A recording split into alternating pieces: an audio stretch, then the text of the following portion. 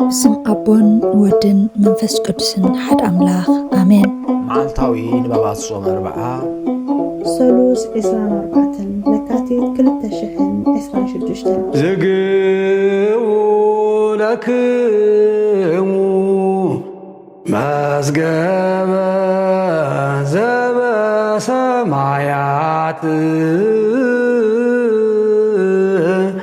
حبس عسي يا ماسنو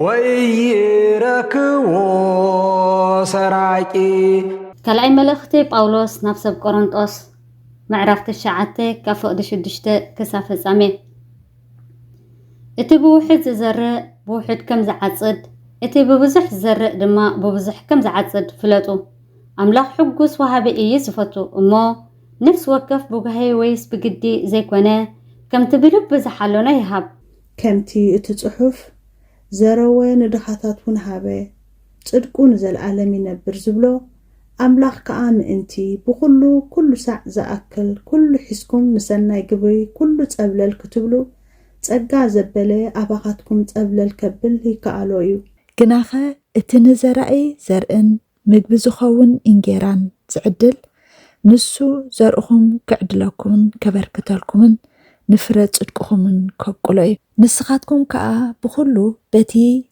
بقاتاتنا جيرو نأملاخ مسكانا زعي لكسخ تبتمو እቶም ነቲ ብውህቦትኩም ብኢድና ዝቕበሉ ድማ ንኣምላኽ ከመስግኑ እዮም እዚ ናይ ልግሲ ኣገልግሎትኩም ጎደሎ እቶም ቅዱሳን ምምላእ ጥራይ ዘይኮነስ ሰብኒ እግዚኣብሔር ዝዓዘዘ ምስጋና ከም ምቕራብ ይገብር እዩ እዚ ናይ ልግስኹም ኣገልግሎት ንስኻትኩም ነቲ ዝተቐበልኩሞ ወንጌል ክርስቶስ እሙናት ከም ዝኾንኩምን ንኣኣቶምን ንኹሉ ሰብን ለጋሳት ከም ዝኾንኩምን ስለ ዘረድእ ብዙሓት ንኣምላኽ ከመስግኑ እዮም نساتهم ونسلتي أباخاتكم زلو ماليا زي بلو ጸጋ أملاخ من تخاتكم الناس الليو ينافقوهم يم سلت زي نقر وهبتو نأملاخ سبحاتي خلنا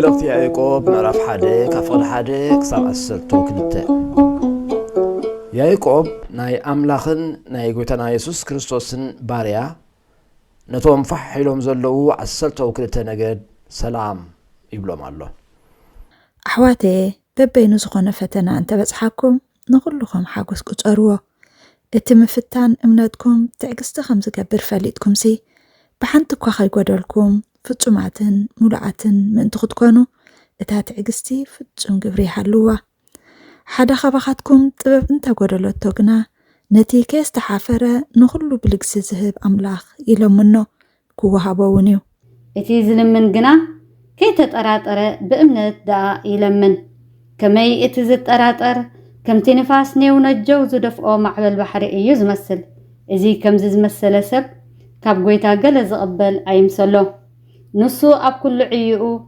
صنعت زي بلو كلتا زلبو سبعي ايو اتي تحز بلا نابرا زلوحاو لعل انت بلا يتحقوس اتي حبتام كأ بنابرؤو تحت انت بلا بوؤو يتحقوس كمي نسو كم عمبابا سعري كحلف ايو صحاي مسوعيات وصء امو نتي سعري تنقصو اتي عمبابو كأي رقف دمتر يتدماي تفق كم أول إتي هبتان بمجدو خحرري تفتينو مسوات نتي زابيهر نتم زفقرو زتسو مخليل هيوت كقبالي مو إتي بفتنا زعق السبعي بطيئو دلي وعنيكمو نبارو زبلعلو هالو هبالو كريستوس ግብሪ حواريات معراف 4 كاب قطر 13 كساب قطر 22 تبعات بيتروسن يوحنسن مسرأيو زي تمهرو جواتات سبات مقانون كأ مستردو قرمم مس يسوس كأ كم زنبرو دما على ليوم اتي زحاوية سبعي مسؤوم دويلو مسرأيو ዝዛረብዎ ሰኣኑ ካብ ዋዕላ ከግልሱ ኣዘዝዎም እሞ ኣሉ ክንብላ ዘይኮነልና ኣብ ኢየሩሳሌም ኣብ ዝነብሩ ኩላቶም እተጋህደት ፍልጥቲ ተኣምራት ብኣቶም ተገይራ እያ እሞ ነዞም ሰባት እዚኣቶም እንታይ ክንገብር ኢና ኢሎም ተመኻኸሩ። ኣብ ሕዝቢ ኣዝዩ ከይውረ ግና ደጊም ብስም ኢየሱስ ንሓደ እኳ ከይዛረቡ ኣትሪርና ነጠንቅቆም። ፀዊዖም ድማ ብስም ኢየሱስ ንሓደ እኳ ከይነግሩ ወይ ከይምህሩ ኣዘዝዎም። ጴጥሮስን ዮሃንስን ከዓ ካብ ንኣምላኽ ንኣኻትኩም ምስማዕ ኣብ ቅድሚ ኣምላኽ ቁኑዕ እንተደኣ ኮይኑስ እስከ በዓልኻትኩም ፍረዱ። ንሕና ግና ነቲ ዝረኣናዮን ዝሰማዕናዮን ክንሓድግ ኣይኮነልናን እዩ እናበሉ መለስሎም። እቲ ናይ ምጥዓይ ተኣምራት ተገብረሉ ሰብኣይ ዕድሚኡ ልዕሊ 40 ዓመት ስለ ዝነበረ ኩሎም በቲ ዝኾነ ንኣምላኽ የመስግኑ ነበሩ እሞ ንሳቶም እውን ብዛዕባ እቲ ህዝቢ ከመይ ገይሮም ከም ዝቐፅዕዎም ምስኣኑ ኣፈራሪሆም ሓደግዎም። ንምርዳና ኣብ ሰማያት ደበናታት ተወጣሕካ ዕርድና ፀቅዕና ንዕቁበሉ ጽኑዕ ግንብና ከም ግብርና ዘይኮነ ከም ምሕረትካ ከውሊት ኾነና ካብ ዝውርወር ፍላጻ። ወንጌል ማርቆስ ምዕራፍ 10 ካብ 17 ክሳብ 27 ኢየሱስ ብመንገዲ ክኸይድ ከሎ ሓደ ሰብ እናጎየ ናብኡ መጺኡ ሰገደሉ። ኣታ ሕያዋይ መምህር ናይ ዘለዓለም ህይወት ክወርሲ እንታይ እግበር ኢሉ ሓተቶ። ኢየሱስ ከዓ ከምዚ በሎ፣ ንምንታይ ሕያዋይ ትብለኒ?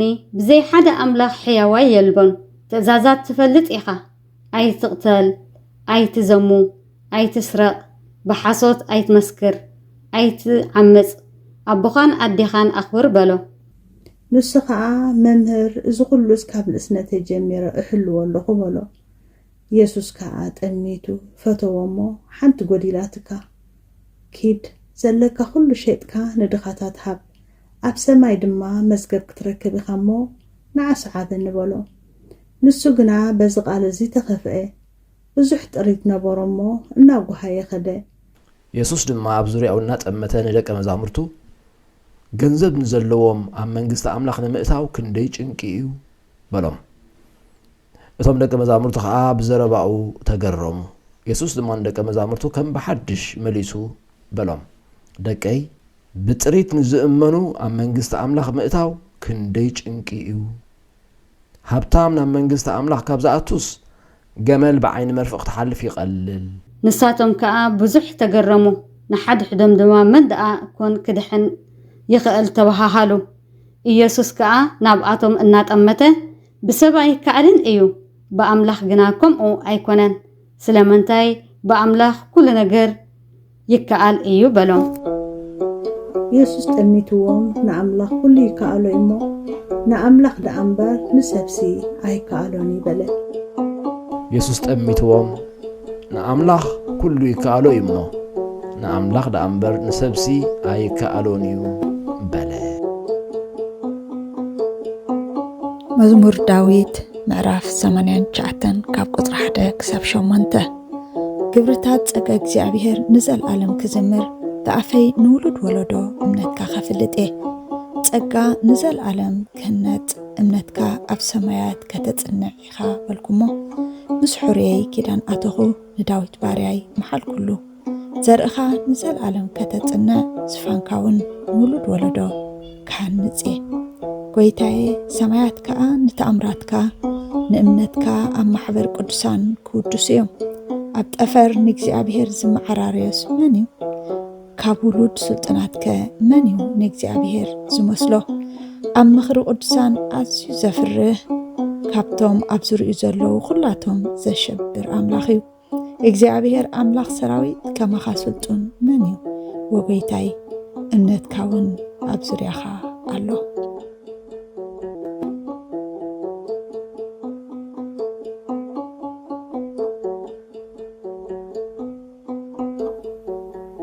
መዝሙር ዳዊት ምዕራፍ 89 ካብ ፍቕዲ 1 ክሳብ ፍቕዲ 8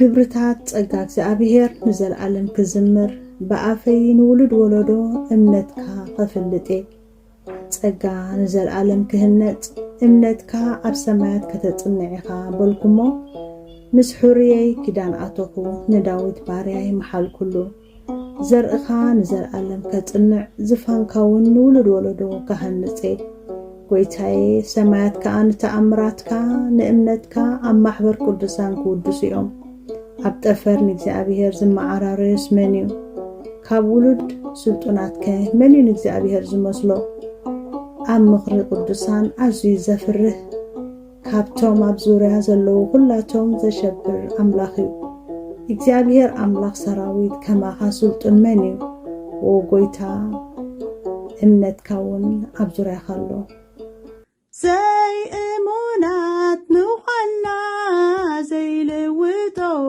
እሙንነት ኣባኻ ጥራዩ ዘሎ ኢየሱስ ጎይታ ጎይቶት ስለቲ መፈጸምታ ዘለዎ ሓሳብካ ብፍረኸና ፍርና ንእመኖ ንስ አማኑኤል አምላክና እግዚአብሔር ምሳና ኢኻ ሓላው ነፍሳትና ምድሓና ፍጡን ረዳኢና አማኑኤል አምላክና እግዚአብሔር ምሳና ኢኻ ሓላው ነፍሳትና ምድሓና ፍጡን ረዳኢና ሒደታይ ውሕደካን ጸቢባይ ጸበካን አሜንን እሙንን ኢየሱስ ስምካ ይመስገን ሒደታይ ውሕደካን ጸቢባይ ጸበካን አሜንን እሙንን ኢየሱስ ስምካ ይመስገን መዝሙር ዳዊት 89 ካብ ፍቕዲ 1 ክሳብ ፍቕዲ 8 ኦ እግዚአብሔር ብዛዕባ ምሕረትካ ንዘለዓለም ክዝምር እየ እሙን ምዃንካ ድማ ንውሉድ ወለዶ ክነግር እየ ምሕረትካ ንዘለዓለም ከም ዝነብር እሙን ምዃንካ ከም ሰማይ ጸኒዑ ከም ዝነብር እፈልጥ እየ ምስ ሕርየይ ኪዳን ኣተኹ ንዳዊት ባርያይ ከኣ ዘርእኻ ንዘለዓለም ከጽንዕ ዝፋንካውን ንውሉድ ወለዶ ክሓንጽ እየ ኢለ መሓልኩ በልካ ኦ እግዚአብሔር ሰማያት ነቲ ዝገበርካዮ ተኣምራት ከመስግኑ እዮም ማሕበር ቅዱሳን ከኣ እሙን ምዃንካ ክነግሩ እዮም ኦ እግዚአብሔር ኣብ ሰማይ ምሳኻ ዝመዓራረ የልቦን ካብቶም ኣብ ሰማይ ዘለዉ ሕያውያን ንኣኻ ዝመስል የልቦን ኣብ ሰማይ ካብ ዘለዉ ጉባኤ ቅዱሳን ኣዝኻ እትፍራህ ካብቶም ኣብ ዙርያኻ ዘለዉ ኩላቶም ኣዝኻ ዝኸበርካ ኣምላኽ ኢኻ ኦ ኩሉ እትኽእል እግዚአብሔር ከመኻ ዝበለ ሓያል የልቦን ኦ እግዚአብሔር ንስኻ ብኩሉ ነገር እሙን ኢኻ አሜን